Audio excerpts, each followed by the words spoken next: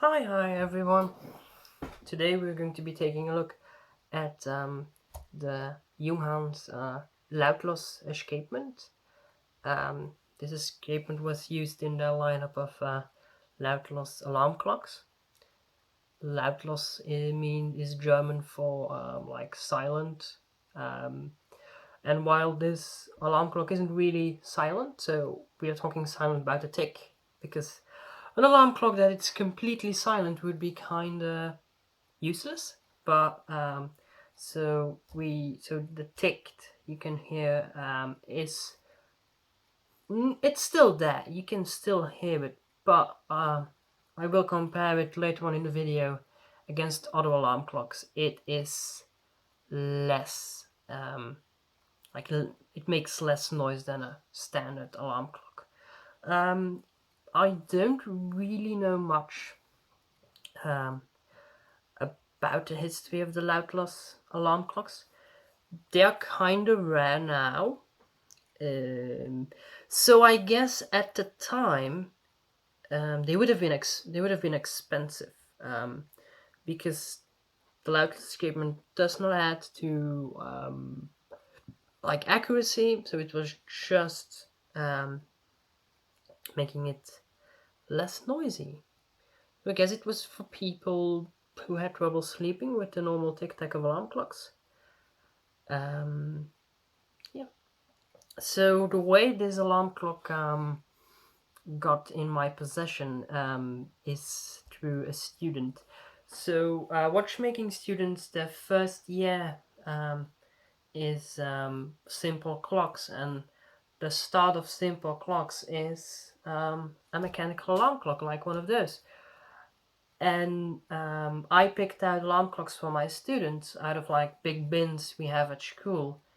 And I picked this one and I gave it to a student, not knowing there was something special about it, not knowing it actually was a rare piece. And once he repaired it and I graded them on repair, he was like, well, like I don't need it. So I took it with me. And now it's in my possession, and we are going to make it open, and I'm going to show you the escapement inside, explain how it works, and then I'm going to compare it, like I said earlier. I'm going to try to set up a mic so I can, in a silent room, so I can compare like the noise again from this one against a few alarm clocks, because different makes, different brands have some different noise levels and also kind of like different tech.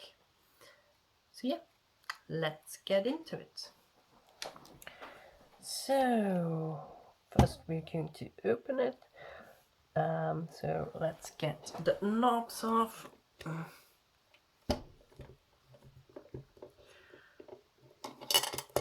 So the knobs on an alarm clock, to get them off, you always need to turn in the counter direction that the arrows marks, and then usually this one comes right off.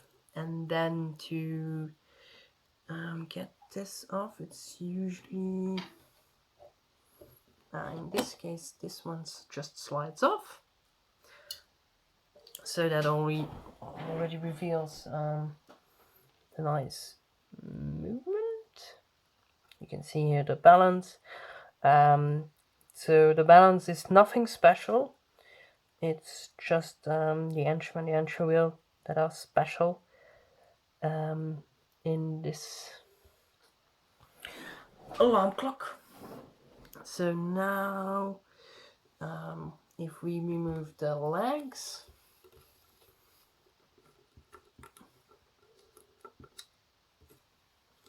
then we should get the work ring out.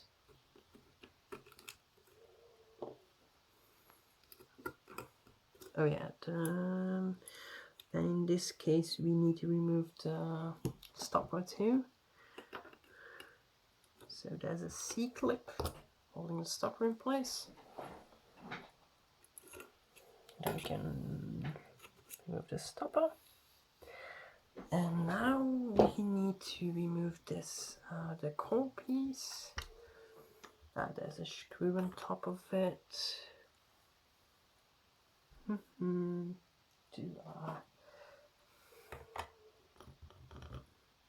It's too white. Let me try. Yes.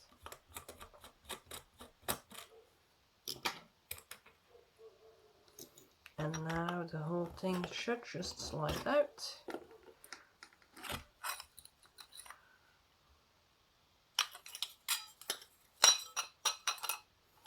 So that's just the glass and in this case a rubber ring with some copper inside to keep everything in place. But that's that already, so let's get that out of the way.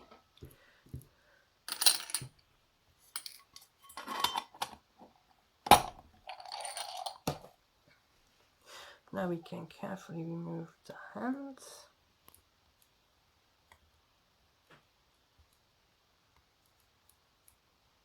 If they want to come off. I need to persuade them a bit. Somebody put them on really well.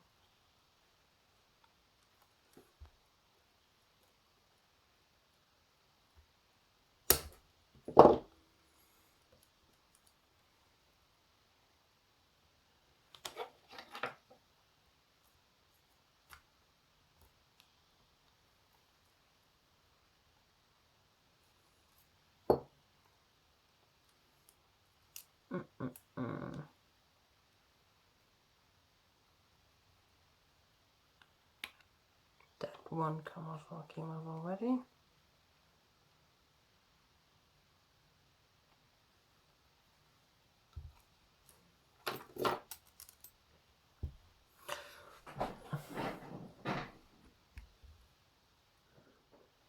So now we can try to get this one off. Okay.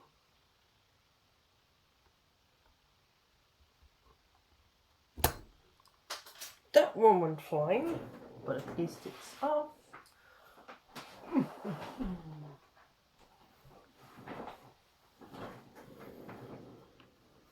Bent the other one a bit.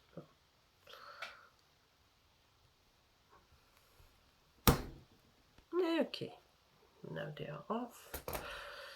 Two screws holding down the dial.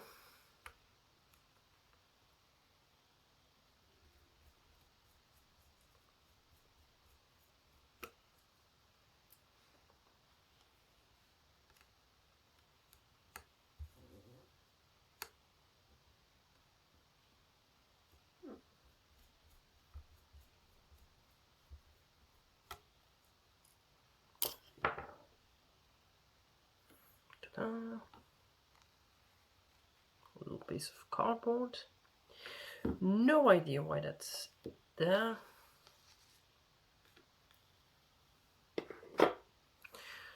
Now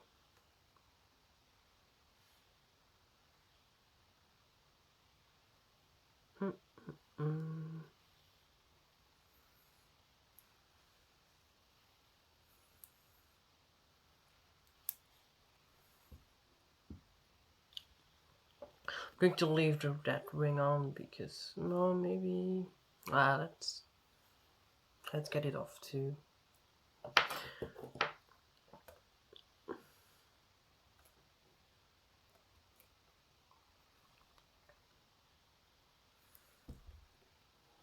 So that I can show you like the rest of it, because there's nothing super unusual about the rest of the alarm clock, but just so I can show you the bottom of the escapement.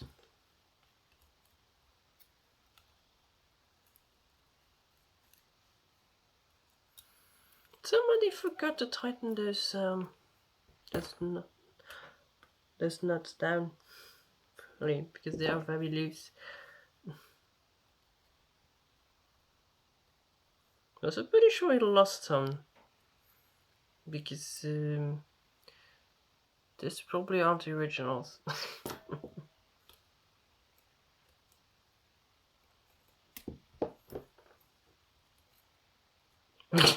this one just got made of. So that wasn't even the right sized one.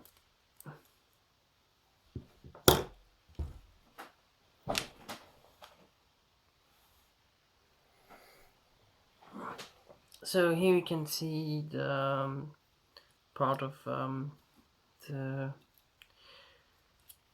how is it called?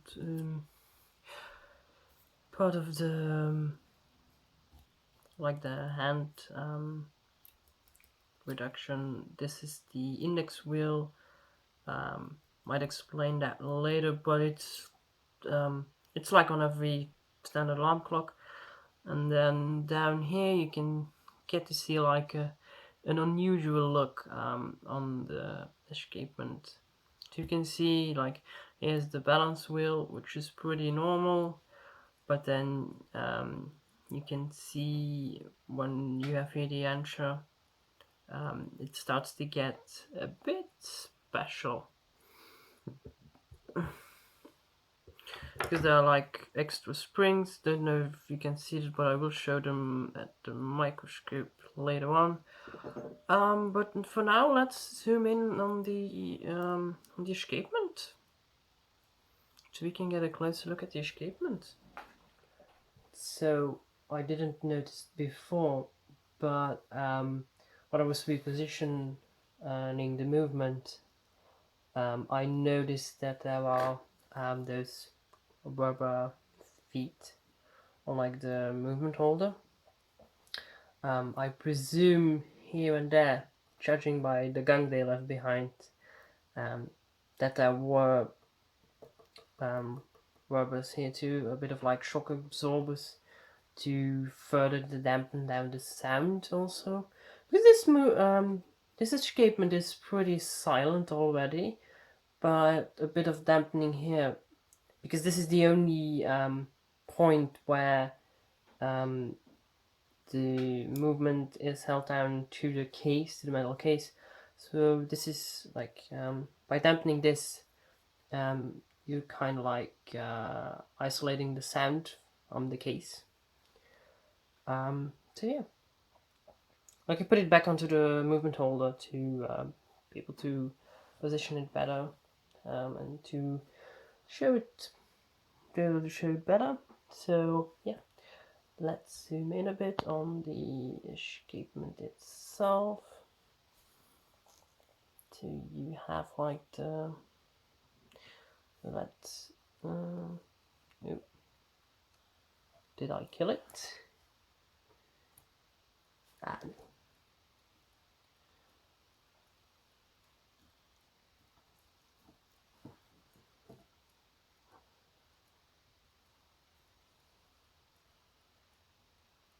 So you can see instead of having a normal entry wheel, it's actually in two parts.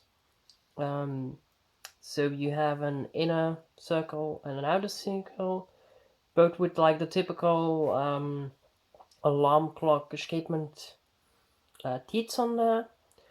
But